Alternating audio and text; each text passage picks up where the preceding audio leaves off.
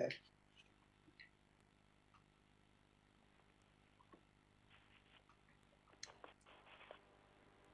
Well, welcome everybody to our annual economics lecture in honor of Murray Wiedenbaum. As most of you know, I'm Steve Fazzari, director of the Wiedenbaum Center on the Economy, Government, and Public Policy. And I'm also pleased to welcome folks attending through our co-sponsors, the Law School's Public Interest Law and Policy Speaker Series and the Washington University Assembly Series. Let me just say a few words about Professor Wiedenbaum, since this is a lecture that's specifically in honor of him before introducing our speaker for today. Murray joined the economics faculty at Washington University in 1964 and remained an active part of our faculty, continuing teaching for 50 years until his death in 2014. Murray chaired our economics department in the late 1960s. In 1975, he founded the Center for the Study of American Business, which under my predecessor, Steve Smith, as director of this center, was renamed in Murray's honor as the Wiedenbaum Center. Murray was the epitome of the teacher, scholar, public servant. He is the author of award-winning books and many influential academic articles focusing, among other things, on the economics of regulation, defense, global business, and all sorts of aspects of public policy. Murray advised 5 US presidents. In particular, he was Assistant Secretary of the Treasury under Richard Nixon and the first chair of the Council of Economic Advisors in the Reagan administration. Murray was a friend and mentor to many of us at Washington University and many of us here on the Zoom call today, certainly including me. The late Bill Danforth, the former chancellor here at Washington University, described Murray as having, quote, very strong beliefs and convictions that he defended with logic, humor, and imagination, never with rancor or bitterness, which I think is a very nice way of thinking about where we are right now and what Murray's role model can be for those of us who follow him. So speaking of friends, it's my pleasure to introduce our distinguished speaker this afternoon. Professor Glenn Hubbard is the Russell L. Carson Professor of Finance and Economics at the Columbia University School of Business in New York. Glenn follows in Murray Wiedenbaum's footsteps as an outstanding scholar, public servant, and university citizen. He served as Dean of the Columbia Business School for 15 years. He also chaired the Council of Economic Advisors in the George W. Bush administration and has been a top economic advisor to the presidential campaigns of Mitt Romney and Jeb Bush, maybe among others. Glenn has an outstanding record of academic publication and citation. He's written widely on public economics, corporate finance, macroeconomics, and public policy.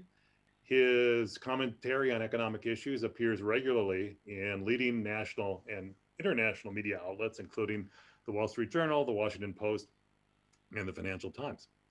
On a personal note, Glenn and I have known each other for about 35 years. We wrote some successful papers together in the 1980s, along with our Washington University colleague, Professor Bruce Peterson, that helped launch all of our careers, and I'm very grateful for that collaboration. The title of Glenn's lecture today is The Pandemic and Election, the 3 R's in Economics. We expect to have some time for questions after Glenn's prepared remarks, so feel free to type your questions in the chat window, and I'll get to as many of them as I can. I'm happy right now to welcome Professor Glenn Hubbard virtually to Washington University and the Wiedenbaum Center. Glenn, we look forward to hearing what you have to say. Thanks so much, Steve. Thanks for the kind words and the kind introduction. It's a double treat to do this. First, because Steve is an old and dear friend. We were only 10 years old when we wrote that paper together, but we have been friends and colleagues and co-authors for decades. And it's a treat to do anything in honor of Murray Wiedenbaum, who had a significant influence on most of us in economics who care deeply about public policy. Also, as Steve alluded to in his introduction, Murray's manners and approach called to mind a gentler age that probably others in our profession could take note. As Steve noted, we're having this conversation today by Zoom. And I'll be sure to allow a bunch of time actually for questions. I know Zoom is not the most conversational meeting. I, like WashU colleagues, have been teaching by Zoom.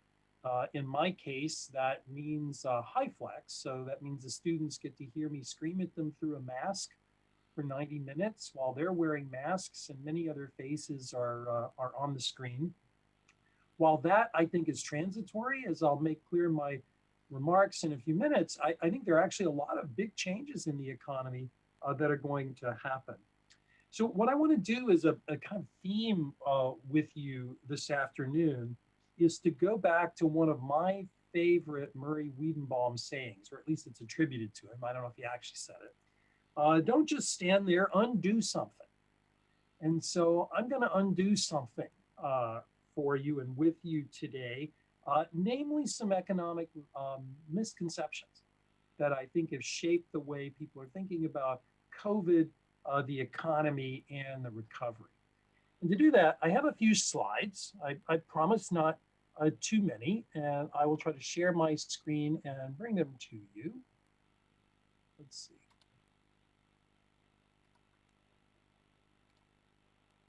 So what are you seeing? Do you see my slides? Thumbs up. Okay, so who is this? It's Adam Smith, of course.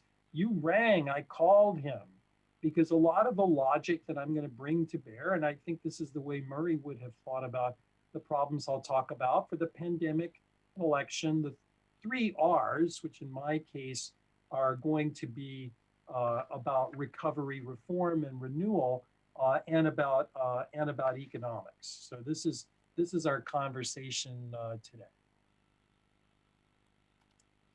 Now, I'm going to take the perspective of an economist. Shocking, because that's what I am. And when I talk about COVID, I'm going to use the language of our profession, but in ways that I think are pretty transparent for policy and business types. And I'm going to use the logic of my favorite book, my own, for principles of economics, and try to see whether economics, if it doesn't have all the answers, maybe at least can tell us some questions that we might want to ask. So the way I think of it, somebody unfortunately is Skyping me, I'll turn that off. The way I think of it, COVID is a major shock, obviously, to the economy. But what's probably equally important and maybe harder to explain to many in the public, it was really just an accelerant, or is an accelerant, of things that were already going on. And let me try to make a point by looking backward and then looking forward. So let me look back first at 9/11. 9/11 was a huge shock. And I remember it vividly. I was in the White House that morning. As Steve said, I worked for the Bush administration. The president was actually on the road. Everybody knows what happened on 9/11, but what seared in my mind is everybody fled the White House complex. The economics team, all got together to think about, okay, this just happened, now what? And in that first day, we mapped through airlines, hotels, all the things that would make up the first short run packages. But we also looked ahead and said, okay, now if a big event like 9/11 happened, what do you think is going to be a longer run problem? And before dinner time, we had centered on, okay, the budget's going to get out of whack because there's going to have to be a lot of spending. And there's going to be a lot of wasteful private spending later on, the hardening of buildings, all the excess security that we all know well, and so on. So I make that point to say, big shock happens, but economics generally gives us a way to think about the short run and the long run. Now, when COVID hit, it was quite a bit different. COVID, I would argue, is a bigger long run shock than we probably saw in 9/11. I was saying to Steve that before everybody got on that my wife and I left on a long anticipated trip to India, February 27th of last year, and returned on March 15th, worrying we're even going to get back into the country. I joked to her that I felt like I left in 1929 and came back in 1932. I mean, the world had changed that fast. I started thinking literally on the plane home about COVID. I'm boring because I'm an economist. I thought about from an economic perspective. And I said, well, we had the Spanish flu in 1918. Let me Google what happened then. And so you get quick insight about the effects of shutdowns being different from typical recessions. You could see that you should predict a very large decline in the stock market originally because of very large discounts for uncertainty. and a lot of problems in the commercial sector, largely because of shutdown. Looking ahead from the 1918 period to the present, those same things occurred to me, and I think have occurred to many economists, that there are going to be large short run effects of something like COVID. I'll go through some of them with you, but it might be the long run effects that take us much of the time to sort out. The error, I think, that many economists make, I'm sure Murray Weidenbaum wouldn't have made it, but I think the error many economists make is not really stepping back and noticing long run trends that are right in front of their face. One of my favorite stories about this doesn't really come from an economist. It comes from the Queen of England. The Queen of England opened up a new building at the London School of Economics in the middle of the financial crisis, the global financial crisis. And when she was there for her ribbon cutting, I'm imagining her having tea and holding her handbag, all the things she normally does on her outings. She turned to a group of economics faculty and asked a very simple question. To my mind, the most disarming question anybody asked in the financial crisis: why did nobody see it coming? And I don't think the Queen was being abstract. I think what she was saying is, well, hang on, I'm here with all of these smart economists. This was a financial crisis. Everybody's telling me it's huge. How come you didn't see it coming? Now, I'm sure glad the Queen didn't come to Columbia and ask us the same questions, because I might have looked at my shoe tops the way I'm sure people at the London School of Economics had to do that afternoon. And I'll get to some of the same kind of lack of noticing questions, because much of our lack of preparation here could have been part of the Queen's answer and answer to the Queen's question. So today, what I want to think about is, we just had an election. We just are in the middle still of a pandemic, except I guess in Texas, where I'm told today the pandemic has been canceled. But the rest of the country, we're still in it. I'm going to focus my remarks really on the 3 R's.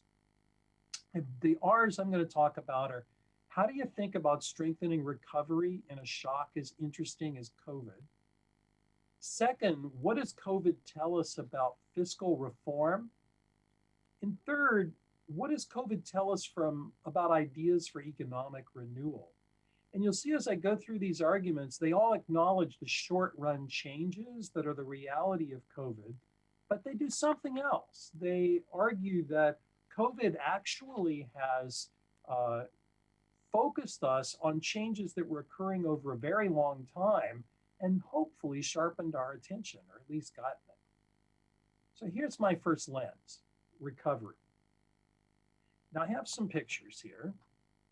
The top one, I hope, is obvious. It's the coronavirus, or at least what I could find as such. I hope the pictures are obvious too, and I'll come back to them. They're 2 great economists who are very different. They both live inside my head for some reason, so I'll make arguments going to both of them. The gentleman on the left, of course, is Keynes. The gentleman on the right is Hayek. And I don't know if any of you have seen the Keynes-Hayek rap videos. I often recommend them to students as the way of humanizing these 2 gentlemen. Hayek may be the more boring and somber to students, but incredibly deep. So here's the way I think about what happened.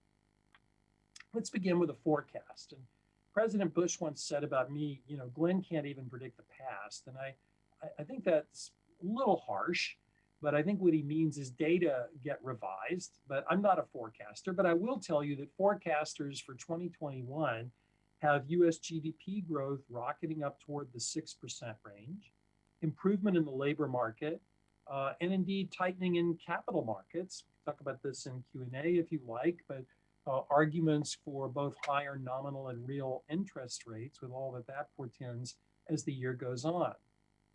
So if all that's happening, it's a bit of a head scratcher. Why are we talking about this as a huge problem? Well, of course, it's a huge problem because we went through a gigantic hole last year that everybody's familiar with, a record decline both in GDP and employment. Typically, when we as economists, or at least economics professors, talk to students about recessions, we think about them as demand shocks. So typically something weakens aggregate demand in the economy, or a central bank has had to take action to do that. And we walk through the dynamics in an economy that's had a demand shock. We'll talk with students about what gets affected, how does a recession play out in terms of jobs and incomes, and then we'll talk about public policy. Now, part of what happened in COVID is a demand shock. And part of that calls to mind the last big demand shock that we saw, which was the global financial crisis. And the global financial crisis literally created an aggregate demand doom loop. And the doom loop during the financial crisis, 2007, 2009, came from basically problems in the financial plumbing of the economy, fire sales, deleveraging, things that are very familiar, I think, in a wash U setting. I think of them as Minsky, Minsky crises. Now, in the great financial crisis, part of the concern economists had was that public policy seemed to move a little bit slow and sluggishly, given the size of the crisis. Not so this time. Now, COVID is different because it's not just, or even especially, a demand shock. It was first and foremost at the beginning a supply shock. And the way to see this is basically, for sound public health reasons, state and local government officials came in and said, we're going to have to shut down the economy. So rather than thinking about a recession as a few percentage points shaved off your sales and profits, you lay off incremental workers, the economy quickly had to sort itself out, just for the sake of argument, in two kinds of firms. Some firms that were able to continue operating after a bit, call it the goods sector, manufacturing, and many other firms that could not. So think of the service sector. And of course, relative to when at least Steve and I would have first studied economics, the service sector in the US economy is vastly more important. So if you think about sectors ranging from financial services to hotels to restaurants to personal services to medical services, all of these are gigantic sectors of the US economy, and they received an enormous supply shock. I make this point because there's a key link between the two. The supply shock itself from COVID shutdowns, and again, I'm not questioning those shutdowns, they represent good in general approaches to managing the public health part of the crisis. But those shutdowns can actually lead to an aggregate demand doom loop. And remember, I referred to doom loops in the context of the financial crisis. In the context of a crisis like COVID, here's the doom loop that I'm worried about, or was worried about last March. You shut down the economy. A number of businesses, service sector firms, and many, many small businesses lay off their workers and can't operate. Those workers, of course, have lost income with all the implications that has in an aggregate demand loop, a doom loop. And the businesses themselves become poorer credits, implying potential problems to anybody who lent them money in the banking sector. So the possibility of a doom loop became very significant. The way to get out in front of a doom loop like that is not to undo the supply shock. There was no way we could immediately reopen the economy. It was to have very bold public policy action. And I will say this, public policy this time in COVID was much faster, much bigger, much bolder. I'm not saying all mistake-free, I'll get to that, but in terms of size and speed, it was clearly there. It was fast, it was innovative. The question will be how effective, but I don't think anybody can question the boldness of the response. But here's the problem. In March, literally right after I got back from India, I started getting calls from Republican leaders on Capitol Hill who were interested in trying to devise a package. The problem is none of us knew what exactly the crisis was. So one version of the crisis is you shut down the economy and you're going to reopen it fairly quickly, let's say 8 to 12 weeks later, once this works itself out. That was the initial package that we designed. Another version of this is you know the shutdown part and you know the COVID part, but you don't know how long it's going to last. And that, of course, requires a very different way of thinking about the shock. So if you think about the first of those, what would you do? Well, you dust off your favorite book in life, your economics textbook, and you open it up, and it would tell you, well, we need unemployment insurance to sustain those workers. It would tell you that states probably have lost a lot of revenue, and states, unlike the federal government, generally have balanced budget requirements for their operating budget. So if you wanted to maintain essential public services, teachers in schools, firefighters, police officers, all those things, you'd need some kind of aid to states. What was particularly interesting about this shock is businesses. So normally in public policy, we don't think about aid to businesses, but here you've basically told businesses to shut down. I mean, they didn't do it because of a recession or poor planning. Everybody was told to shut down.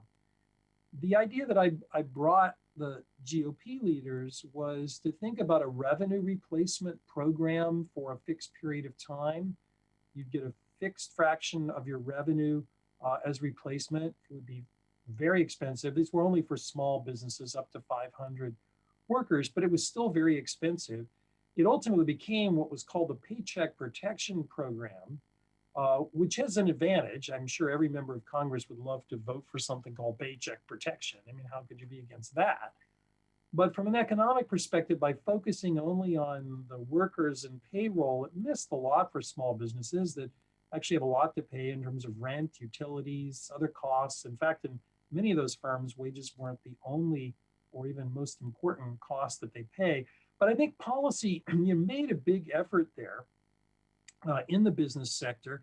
The implementation of that plan, the Paycheck Protection Program, was not at all smooth, and I think it became a little bit problematic. But as I'll come back to in a moment, I think by and large, I have to give public policy a great deal of credit here.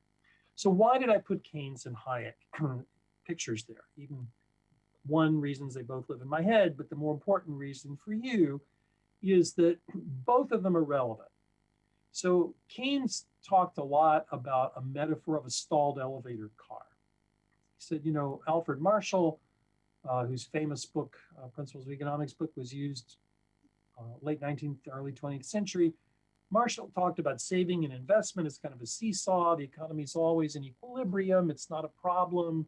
You know, recessions don't last very long. Keynes said, whoa, you can actually have a recession that's like a stalled elevator car. Things can get so bad, nobody can repair them unless you have a very big balance sheet like the state. In this case, that turned out to be true. The size of COVID and its effect on small businesses, on states, on households could only be dealt with a balance sheet as large as the state. And therefore, leaning in with a very large state response is important.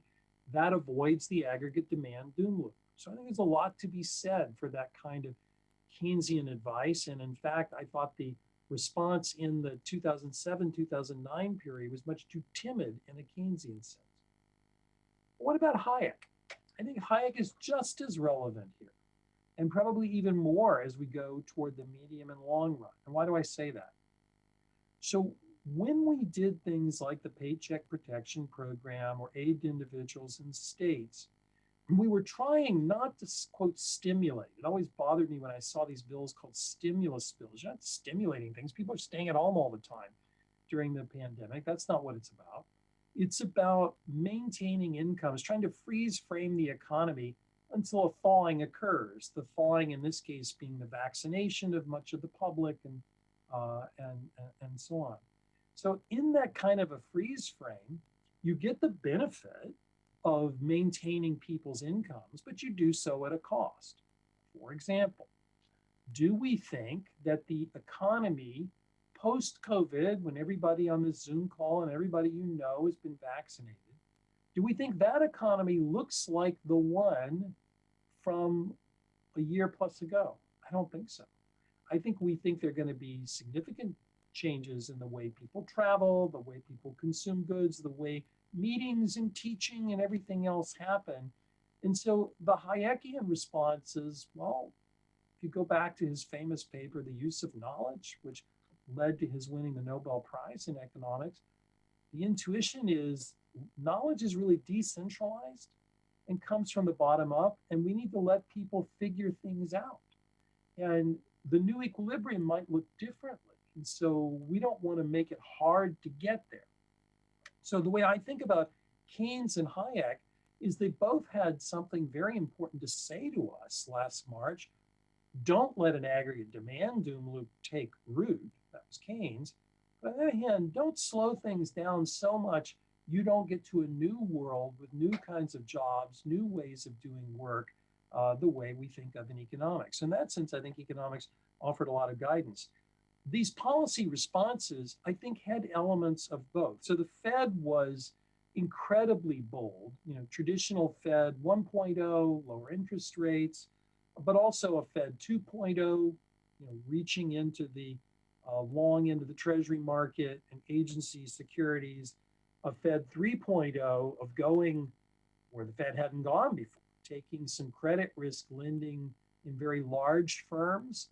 And then finally, a Fed 4.0, which never really got off the ground, but the Fed started it, something called the Main Street Lending Facility, which was to complement the Paycheck Protection Program. That's bold, but the Fed's probably not the right instrument for a lot of those policy problems. Fiscal policy, nobody can say wasn't bold. The CARES Act, the big expansion late last year, and of course what we're debating right now under President Biden are very, very big. Did any of this work? I wrote a paper for Brookings Papers last fall with the earliest data we had from the Paycheck Protection Program. I used data on basically all small businesses from Dun & Bradstreet, which collects a lot of credit data. Basically, the Paycheck Protection Program had a pretty big effect on employment and on improving financial fragility. Was it a good idea? We can't 100% be sure. And the reason is the Paycheck Protection Program had a couple of goals. Congress wanted payrolls, hence the name, but it was also supposed to safeguard businesses. And so we don't really know how much all of that costs per unit. We're going to learn more as more data comes in, but there's no doubt that it had a big effect. There's another big effect, however, that it and other programs had, which is it significantly raised debt. So we talked about very big programs in the trillions last year, and then programs that President Biden is now talking about for another $1.9 trillion. Even in Washington, that's real money. And I want to come back to that because I think that's a problem. So recovery, economics has guidance. Think in both sides of your head, the Keynes side and the Hayek side. It's not your typical recession. It's a supply shock and a demand shock. And econ has a lot to say about it. Now, what about reform? COVID's also going to drive this discussion. Once we get through the upheaval of COVID, I think there will be enormous discussion of reform. And for the sake of argument with you this afternoon, I think in terms of three areas. And I think of the questions you would ask in public finance, my field in economics, or a practical question a senator might ask. What do you want government to do? How should we do it? And how should we pay for it? And those are kind of three simple, big questions. So in terms of what we want government to do, I think if we were to go out and ask people on the street, I guess you can't come close enough to ask them. We could scream at them 6 feet away and say, what do you think government does?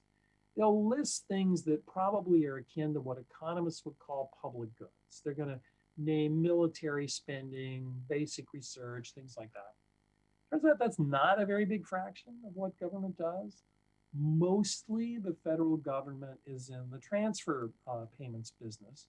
Now, I raised this here because one of the things I said about COVID is it's an accelerant of longer term change. When you look at what happened in COVID, my guess is many, if not most, of the people on this call were not that disrupted economically by COVID. And many others that you know, and I know, were. And part of that had to do with the type of work that you do.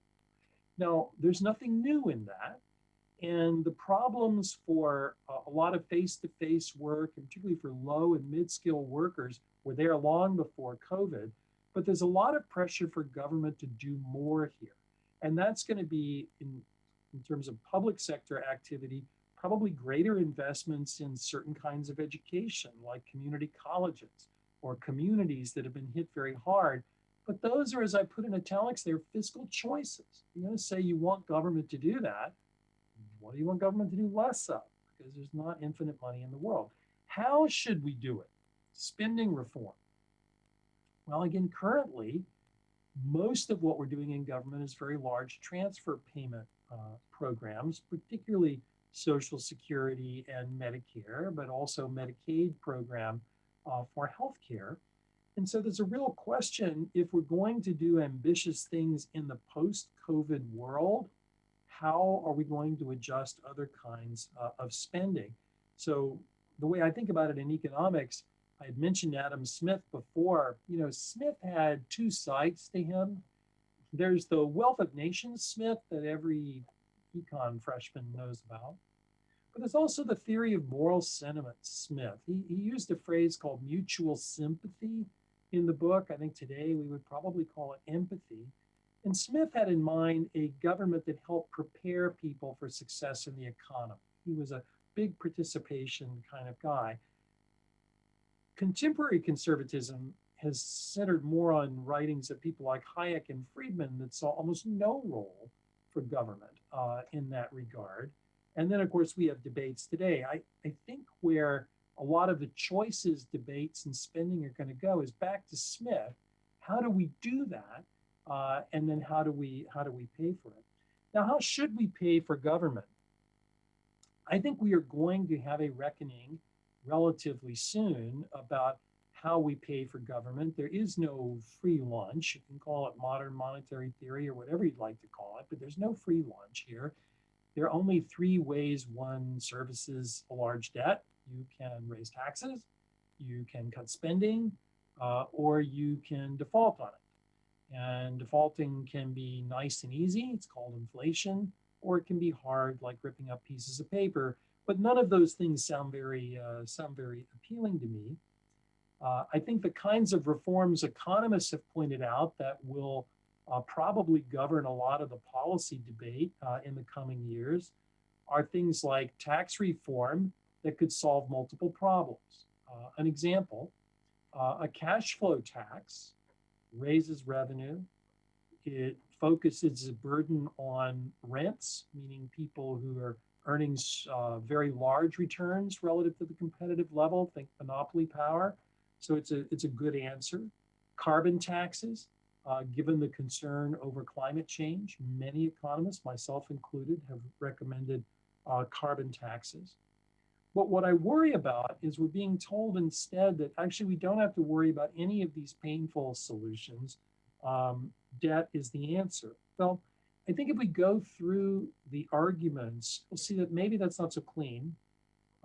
It is true that we're unlikely to see a very large effect of current fiscal impulses, even in President Biden's ambitious plans, to interest rates, mainly because it's a very large international capital market.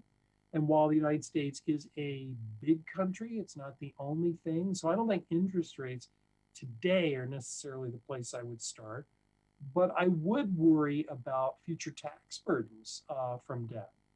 And we're told, well, what's the problem? Because just keep debt service burdens low. There's been a series of arguments lately from Larry Summers, Jason Furman, and others that as long as interest rates are low, then, you know, if we keep interest burdens, concept of debt service to within 2% of GDP, nice rule of thumb, we're probably fine. The problem is while interest rates aren't grossly affected by the fiscal impulse itself, simply renormalizing the economy and keeping a 2% inflation target will have both nominal and real interest rates rising.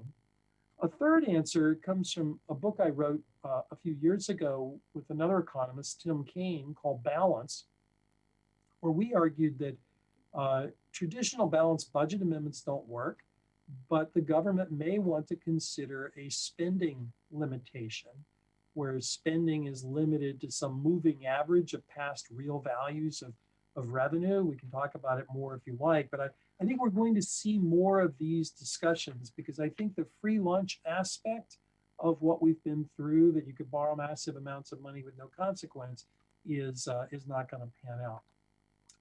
Now, I mentioned the long run, and here's a really big long run problem. COVID focused its economic costs on the vulnerable. It focused a lot on low wage workers and people who do certain kinds of physical labor. We all know that. None of that was new. Those were trends of pulling people apart in terms of incomes by skill that had been going on for decades. And I think going back to the Queen of England's question again, why did nobody notice this? Why is nobody noticing in this and trying to fix it? Here's where I think COVID is going to raise a very important agenda for renewal. Some people who've been elected president might call this Build Back Better, let's say, but I'm going to call it renewal. And I'm going to talk about three people on this page. One, I hope, is familiar, Adam Smith, my hero. The second, the young man in the middle, is Orrin Cass. You may have heard of him. He wrote a book called The Once and Future Worker. He has a different take. The third is probably familiar only to the economists in the crowd. It's Nicholas Kaldor, who had some very specific ideas about renewal. Now, let me start with Smith. So Smith is, again, this two-part person. He's the Wealth of Nations Smith, and in the Wealth of Nations, Smith did not at all like tinkering with the real economy. He saw the mercantilists as wasting a lot of money and productivity by doing that. The wealth of a nation is not gold and silver, it's productivity. It's the size of the economy, it's the ability to consume. The consumer's king, not the sovereign. There's another Smith, though, and I mentioned it, it's the theory of moral sentiment Smith that said, yeah, but we want to prepare everybody to be able to compete in this economy. Quick sidebar, Scottish Enlightenment thinkers like Smith were far ahead of us in that regard. Their view was mass flourishing. You wanted an economy where everybody had the ability to succeed. Part of what COVID was shining the light on is that is not the economy that we seem to have. Now, the things that had happened before COVID were slow moving forces, which is why I think the Queen of England's question of not noticing is important. And they're familiar to all of us, especially the econ types in the crowd. One is technological change, the bigger of the two, and the second is globalization. Both of those things work to enrich almost all of the students I have in class, probably many people, if not everybody, on this Zoom call, but they did not do so for many others, leading to this pulling apart. Now, Smith had an answer for that. Openness works, preparing people to compete works. Don't have barriers against competition, whether they're inside a country or outside. Now enter Orrin Cass. So Orrin Cass says, throw Smith away. Now my antennae went up right away. So I know he went to Harvard Law School, and I actually worked with him on Mitt Romney's campaign. I know he's a very smart guy, but nobody tells me to throw away Adam Smith without my putting on my boxing gloves. So his argument is we need to focus on the worker. Now, Smith specifically and rightly rejected that. The goal of an economy is not to protect some jobs. After all, when Smith was writing against the mercantilist tinkerers, which jobs are you going to protect? How do you know? What you want is for people to be successful in the economy that both is and will be. So the argument in the Once and Future Worker that you can shave a little bit off of efficiency and protect jobs is not true. Smith told us that in 1776. Still not true today. Still a bad idea. But I'm a very moderate, middle kind of guy. So I'm going to give you a third way. And I'm going to go back to Caldor. Caldor, in talking about public policy, often reminded us that very few public policies make everybody better off. I mean, sometimes that happens, but it's relatively rare. And you would hope it wouldn't happen very often. It's sort of like finding a $100 bill on the floor. If there's something that good, we should have already done it. Generally, public policies can make us better off on average, but they'll have distributional effects. And Calder's simple answer was, well, that's fine, because the gainers can compensate the losers. And if they have large average positive effects, that compensation should be able to happen. And I don't mean by that that somebody whose business succeeds writes a check to the neighboring business that failed. That's not what I mean. I mean support publicly for everyone to be able to compete. So I think of this, instead of the walls that Smith was railing against, or the walls that Orrin Cass wanted to build in terms of protection, I'd rather think about bridges. And so the way I think about what Calder is saying is, let's fund bridges. They can be of preparation, helping people to succeed. That was what Smith literally had in mind in The Wealth of Nations. Or in modern terms, social insurance, a kind of bridges that reconnect you to the economy if you get dislocated. Most everybody, I'm sure on the Zoom, knows the social insurance programs we have for the working population were designed in the 1930s. They were designed for a labor market we do not have today. And I think Caldor's admonitions of gainers compensating the losers definitely needs to happen. In terms of what that would mean in practical form in the post-COVID world, I think it would mean build back better. But I guess my plan wouldn't look that much like President Biden's. It would focus on some of the same things, expanding the earned income tax credit to reward work, some place-based aid that built on local partnerships, support for community colleges, support for unemployment insurance in states. I think there's some common ground, but I think that there's a lot more that needs to be done. None of this came about only because of COVID, but COVID really shone the lamp on a policy problem I think that was enormous. So where does all this leave us? I have a slide here, WWJD. What would Joe do? I guess maybe since this is the Wiedenbaum Center, we could ask, what would Murray do, WWMD? I think the first thing he would have done is answer the Queen's question, yes, we will notice. I do think my profession is not blameless. I think we didn't notice some of these slow-moving problems. And I think even when the shock as large as COVID hit, we weren't as focused on some of the distributional disparities as we probably should have. And that doesn't require any newfangled thinking. As I mentioned to you, it requires merely going back to Adam Smith. So what's going to happen? Well, one answer is maybe Biden will just let the economists do it. I think that's unlikely. I hate to confess that to you. I've been around many presidents and wannabe presidents. They don't just defer to economists, probably wisely so. A second answer is, well, maybe they'll tackle some reform area. And here, I'm actually more optimistic. I do think that there's an opportunity in tackling some reform area to get at the problems that many low-skilled workers face in our country. But the likely answer, of course, is who knows. What we do know is economics doesn't have all the answers, I have to admit that. I think we've got some pretty good questions and tools. So thank you. And with these tools and slides in mind, I can look forward to your questions. Glenn, thanks so much. That was really interesting, and I love the kind of linkages between the different great thinkers in economics. Actually, I saw Glenn's slides ahead of time, and I was interested to see Nicholas Caldor, a very interesting economist, no doubt, that doesn't get mentioned too often. We have a few questions in the chat window. I'm sure there's going to be more coming in. Let me just use my privilege as moderator to ask you a couple of things. Sure. So I was interested in. I knew about your time in the Bush administration. I didn't really make the linkage that you were actually in the White House when 9/11 hit, and I can imagine that was a really challenging time and a lot of uncertainty and a lot of shock there too. I'm wondering how you also saw COVID. And we had a little chat ahead of time. I think Glenn and I were basically flying back from the other side of the world. Glenn was in India. I was in Australia in mid-March, and coming back, and this was unfolding. And, I thought, well, this is going to be tough for the economy. We're going to have problems.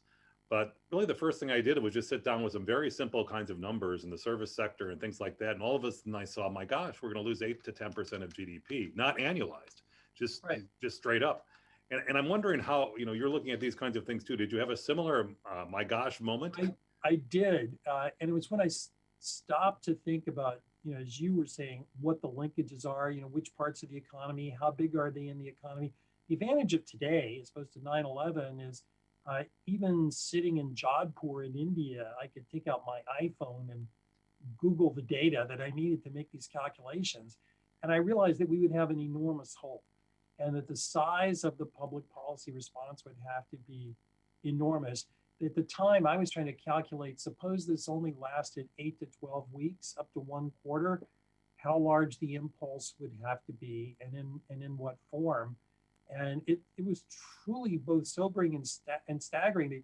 The advantage, I think, this time is that we had been through the financial crisis. So in the financial crisis, I think people were timid, but in fairness to them, they hadn't seen a shock of significant import since the Depression. And I think that the answer here is we'd seen the financial crisis and people knew how bad it could get and the scarring that could happen. And so there was a willingness to go bold. And I think the more I use the imagery of a doom loop with some conservative legislators, they got religion pretty fast. Yeah, it's very interesting. So one of the first questions that came up in our chat window was about the housing market. And it's interesting, of course, we both were through the Great Recession and watching these things, and housing was really the vanguard of that. And we had very slow recovery in the housing market after the 2008, 2009 crash, probably still holding the economy back for many years after that, especially in the context where a big housing boom was central to almost every U.S. recovery, at least going back to the early 1980s. So what do you think now? You think that housing might be a big part of the recovery? We're seeing some interesting dynamics there.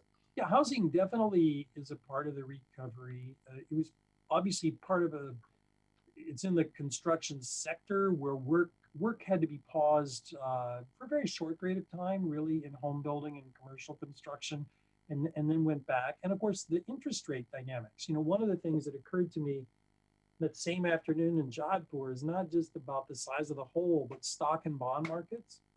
And so my thinking was bond prices should soar because of the caution holding cash, trying to suck in cash and buying government securities.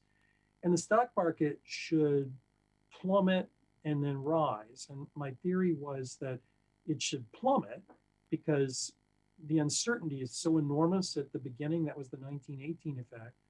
But I thought that it would actually pretty quickly rise thereafter. And it followed the intuition. I wrote an op-ed in the Wall Street Journal going back to 9/11, the day the market reopened. Remember, the stock market closed after 9/11 for physical reasons.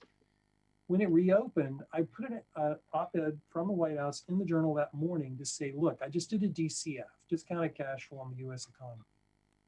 Not a big deal. Don't panic here. And I felt the same way with COVID. If you thought COVID was a short-term hole and the long-term growth prospects were fine, and indeed with real interest rates and nominal rates falling, the discount rates on those long-run prospects are now, meaning the present value is higher, market should go up. So all of those things. We have very interesting times we went through. So there's a question here about supply. If supply never recovers to the level it was pre-pandemic, how might we expect the economy to react at short-term versus long-term? An interesting question. And I had a similar thought there, especially linked to your work on and commentary on the PPP, the Paycheck Protection Program, in this sense. So one of the things that seemed really important to me in terms of policy response was to maintain business viability.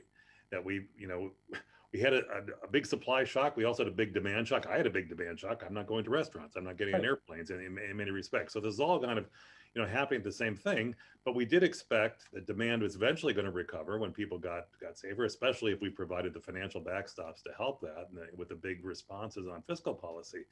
So where do you think we are on business viability? Do you think that it could be troublesome and maybe even I, inflationary when this? well, I'm worried for two reasons. One is short run, the other long run. In the short run, as we think about reopening, you can't make up for lost time in some sense. I mean, I could eat two dinners a night, I suppose, but I don't think my wife would allow that. So that's not going to happen. So I can't make up for those lost restaurants. I can't make up for those lost services. So service, unlike durable goods, services are really hard to make up. That's a problem. The long run has a problem too, because I mentioned in talking about Hayek, the new world may be different. We may have a different mix of restaurants. It may be that the kind of protocols that customers want are difficult for small mom and pop restaurants to fund the fixed cost of. Maybe there's more chains. Maybe the hotel business isn't as big as it used to be. Maybe there's less business travel. So I think that there's more risk here than we think. One of the things I hope we will do in public policy is think ahead about programs to help business viability. Example, should we have a backup business interruption insurance program? Looks like in terrorism risk, we created a federal backstop behind property and casualty insurance for skyscrapers and things like that. Maybe we need to think along these lines. I think we need to think on a clear day. It was really hard during a crisis to invent a program from scratch. So thinking on a clear day would be a good idea. That's interesting. That same thought came to me with the Great Recession. And something you can look back and see the difficulty we were facing, but when Hank Paulson and others were trying, Ben Bernanke were trying to pull things together in the fall of 2008. It's easy to criticize. Oh yeah. But when you're looking at we're not going to have an economy or the stock market's going to crash, without bound. On Monday, if we don't do something, it's really very right. You're facing similar kinds of issues with COVID. Let's see what else we have. There's a good question I kind of want to finish with. We have a little more time too. You did mention something about energy and carbon tax in passing, and we do have a question about the oil and gas industry and things along those lines. This is maybe a little bit off of COVID, but you've looked at a lot of these different issues. You're in favor of a carbon tax. That's not very popular with the Republican Party, broadly speaking. Do you think the oil and gas interests really are too strong to move in that direction? I don't think it's about the oil and gas interest. I think the politics of the carbon tax are more about its distributional effects on consumers and about costs in local areas. I'm fascinated by work that Resources for the Future, which is a prominent environmental policy think tank, is doing on a project called Just Transitions. So how do you help people transition away from, let's say, a coal economy or an oil economy? I don't mean nations, I mean regions and areas that have depended so much on that. I think there's a lot we can do to help that decarbonization occur. I think it's going to occur gradually. We're not going to have an all wind economy tomorrow, but we do need to get on a path. And the reason I like a carbon tax is it provides price incentives. And I would say to people who oppose it, the real world does not have do nothing as one of the alternatives. It's going to have command and control regulation as an alternative. As an economist, I'd much rather have prices out there and have business people use their smarts to innovate than have a bureaucrat regulate. I think a lot of us have the same sense here too. I'm just noticing a follow-up here in the chat window from the same person that asked about the carbon tax in the first place. Do you think ending the subsidy would cause fossil fuels to innovate? I don't quite know where things are going there. Well, I think we're already seeing a lot of innovation. In fact, the cost of alternatives is so much lower than it was, say, a decade ago. And a lot of the basic research, ranging from carbon capture to hydrogen alternatives, is growing in importance. So I think we're there. And I think the combination of basic research support and tax policy that provides the right price incentives will do it. I do think this is a big problem. And I think it's a clear and present danger. So we're just about out of time, but there's this interesting question here from Gail Jackson, who's one of our active supporters, and about the Republican Party. And it's been an interesting run here for the past few years. I know in some of your commentary you've been critical of some of the policies of the Trump administration. So Gail's question is along these lines. I think going to your idea of the bridge, which I think a lot of us find really attractive.